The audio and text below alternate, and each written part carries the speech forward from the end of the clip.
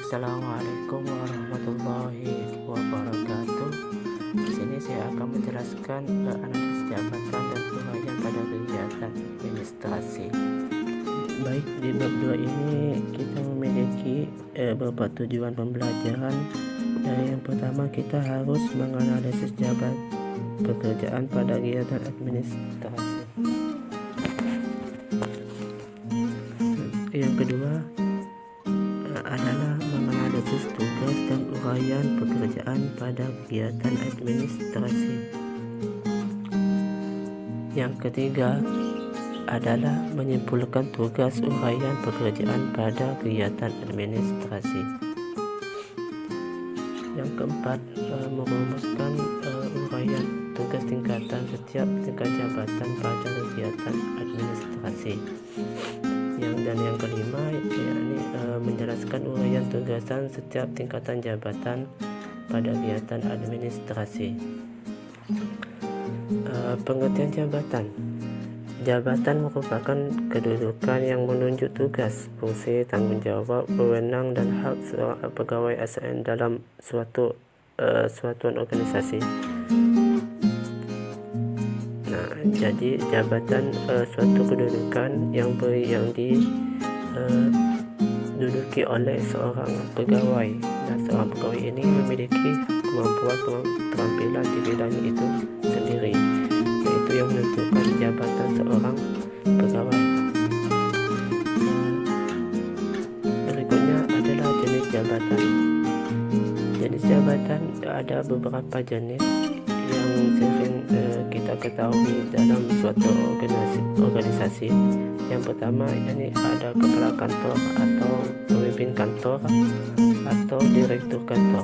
Pemimpin kantor adalah orang yang membantu dan bertanggung jawab terhadap kelancaran aktivitas kantor secara keseluruhan, mengatur pembagian tugas pekerjaan personil, mengatur mekanisme kerja, dan perlengkapan kerja kantor sesuai kebutuhan. Jadi kepala kantor ini adalah seseorang yang menduduki jabatan paling tinggi, di mana dia harus mengatur secara keseluruhan terkait pembagian tugas, terus bagaimana mekanisme kerjanya, dan terus apa kerjanya. Jadi dia memiliki tanggung jawab secara penuh terhadap suatu organisasi tersebut. Yang ketiga, yakni pengertian analisis jabatan. Setelah tadi kita mengerti dalam analisis jabatan, sekarang kita mempelajari pengertian analisis jabatan. Analisis jabatan atau job analysis dapat diartikan sebagai suatu aktivitas mengkaji, mempelajari, mengumpulkan, mencatat, dan menganalisis ruang lingkup suatu pekerjaan secara sistematis atau sistematik. Ini menurut Sastro Hardiwiryo tahun 2002, yakni dalam bukunya itu halaman 147. Jadi analisis jabatan ini aktivitas itu banyak, dari mengkaji, mempelajari, mengumpulkan, mencatat, dan menganalisis ruang lingkup secara sistematis. Itu berarti secara berikutnya adalah tujuan jabatan. Analisis jabatan penting dilakukan sebelum diadakan perekrutan tenaga kerja. Ada manfaat yang diperoleh dalam analisis pekerjaan yang merupakan tujuan dari dilakukannya analisis jabatan. Adapun analisis jabatan yang pertama, memperoleh tenaga kerja pada posisi yang tepat. Jadi dalam analisis jabatan atau suatu pekerjaan, suatu job, yaitu harus diisi orang yang benar-benar spesifikasi atau keahliannya dalam suatu pekerjaan tersebut. Jadi kalau misalnya tenaga bagian keuangan harus dari bagian jurusan akuntansi atau yang harus memiliki keterampilan dalam pengolahan angka terkait akuntansi tadi. kalau misalnya ke Arsipon, bagaimana tenaga kerja yang benar-benar dari jurusan perkantoran atau administrasi. Yang berikutnya fungsi analis jabatan.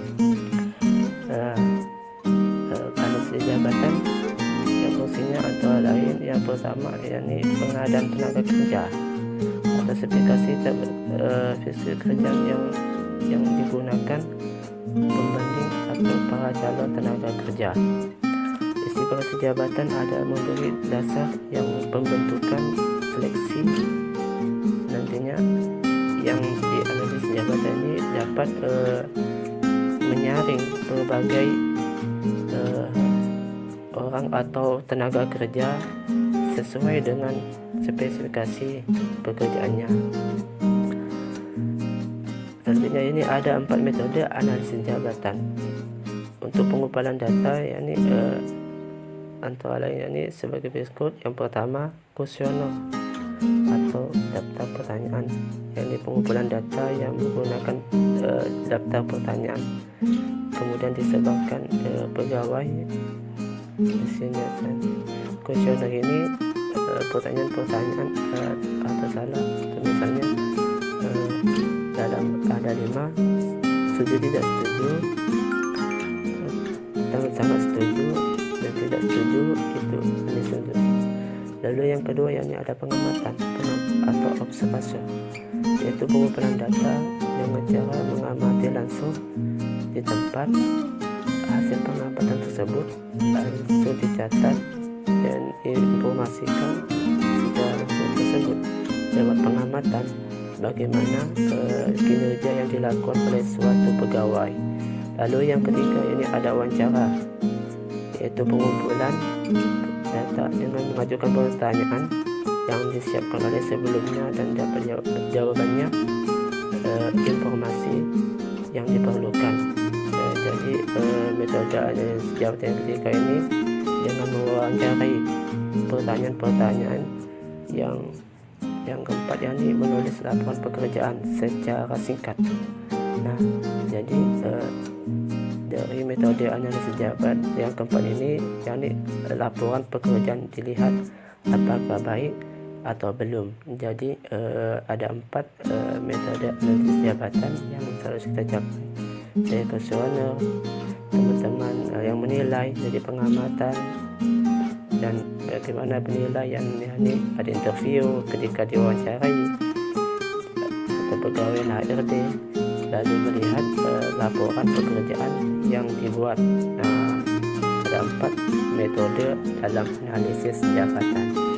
Baik, cuma itu yang dapat saya sampaikan, kurang lebihnya saya mohon maaf.